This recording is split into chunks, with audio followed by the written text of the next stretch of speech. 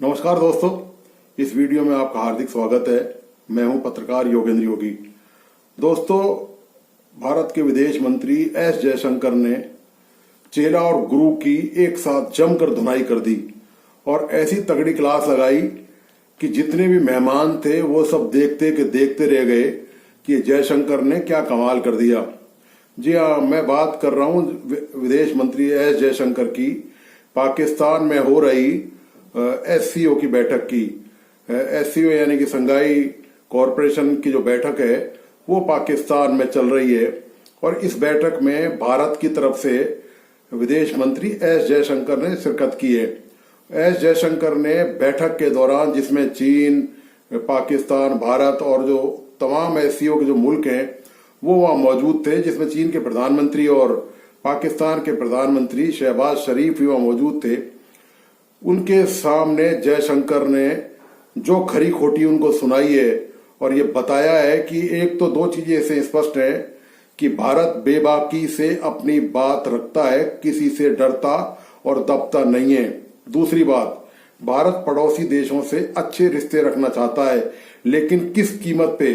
सवाल यह है कि शांति, सौहार्द और आपसी सामंजस्य की कीमत पे भारत अच्छे रिश्ते रखना चाहता है। जयशंकर ने दोस्तों अपने भाषण में यह कह दिया कि आतंकवाद और व्यापार एक साथ नहीं चल सकते और ये स्टैंड भारत ने शुरू से ले रखा है। जब भारत ने धारा 370 हटाई थी जम्मू कश्मीर से 5 अप्रैल 2019 को, उसके बाद से पाकिस्तान को एक तरह से भारत ने आइसोलेटेड कर रखा है और पाकिस्तान लगातार किन्हीं माध्यम से ये गुहार लगा रहा है, ये प्रयास कर रहा है कि भारत से रिश्ते वापस जोड़े जा सकें, क्योंकि पाकिस्तान का जबरदस्त आर्थिक नुकसान हो रहा है। जो सामान, जो वस्तुएं, खाद्य सामग्री और जो तमाम मटेरियल वस्तुएं भारत पाकिस्तान को भेजता था, निर्यात करता था, वही वस्तुएं, वही खाद्य सामग्री यानी कि आटा, दाल, चावल और प्याज जैसी जो चीजें उसको सऊदी अरब और यूएई से मंगानी पड़ रही है, जो उसको 10 गुना महंगी पड़ रही है। तो ये हालत है। तो इसके बाद जयशंकर ने अपने भाषण में चीन को भी लपेट लिया और ये कहा कि सीमा की जो है वो सीमा का सम्मान और देशों की सार्वभौमिकता का सम्मान करना चाहिए। और ये बात जब जयशंकर कर रहे थे तो प्रधानमंत्री चीन के और शहबाज शरीफ पाकिस्तान के प्रधानमंत्री चुपचाप सुन रहे थे, मुंह लटकाए हुए।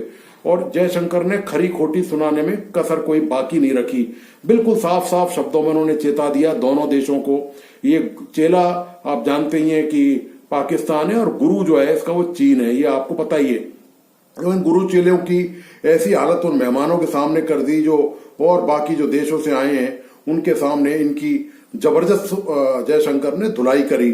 जयशंकर जब कल वहां पर पहुंचे थे तो जब शहबाज शरीफ से उनकी मुलाकात हुई एयरपोर्ट के बाहर मीटिंग के आसपास या होटल में, तो आप ये देखिए कि उनकी जो बॉडी लैंग्वेज थी शहबाज शरीफ की कि पाकिस्तान कितना उतावला है भारत से वापस रिश्ते कायम करने के लिए, लेकिन आतंकवाद को जारी रखे हुए। भारत ने स्पष्ट कह रखा है कि व्यापार और आतंकवाद एक साथ बिल्कुल नहीं चल सकते और पूरी दुनिया में पाकिस्तान को अपने आप ही आइसोलेटेड पाकिस्तान होता चला गया है। तो जब जयशंकर से मुलाकात हुई शहबाज शरीफ की तो खुद वो कई कदम चल कर आए और उन्होंने आगे हाथ बढ़ाया। ये खास बात, देखने लायक बात है। इस पे पूरे पाकिस्तान में चर्चा भी हो रही है और सोशल मीडिया पर वहां पर जबरदस्त बहसबाजी इस पे चल रही है कि किस तरह इस्तकबाल किया गया जयशंकर का।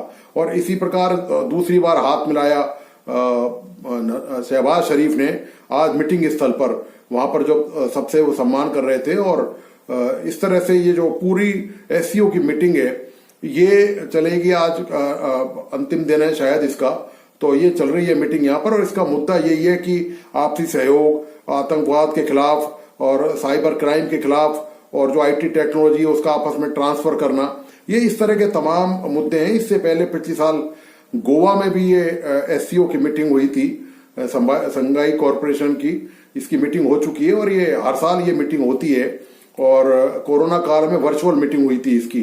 तो इन देशों की कोशिश ये है कि ये देश आपस में अपने व्यापार को बढ़ाएं, अपने देशों की तरक्की करें, शांति सुरक्षा की बात करें, समझौते वहां पर करें।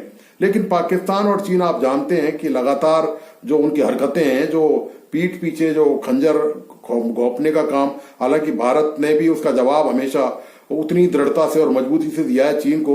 जो चेला और गुरु दोनों मिलकर करते हैं तो उनकी अच्छी खासी और हमेशा किरकिरी की है, चाहे अंतर्राष्ट्रीय मंच हो और चाहे बॉर्डर की सुरक्षा का मामला हो।